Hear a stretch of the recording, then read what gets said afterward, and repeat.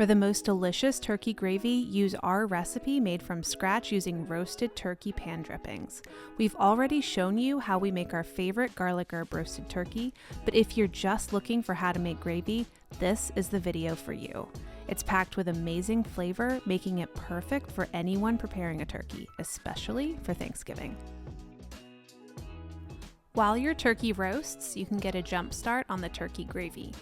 We'll use pan drippings later on, but we can get the base started now. Finely chop an onion and then add it to 4 cups of stock in a medium saucepan.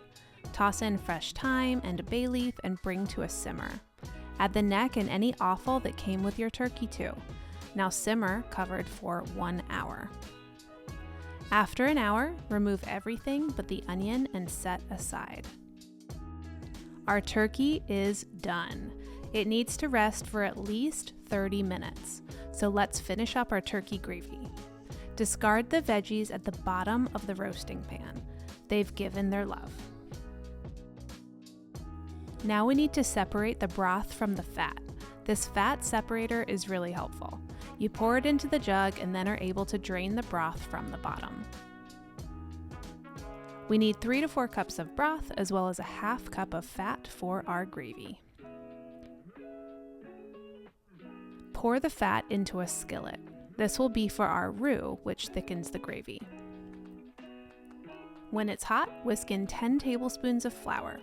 Keep the roux over low heat, whisking every once in a while so that the flour graininess cooks out.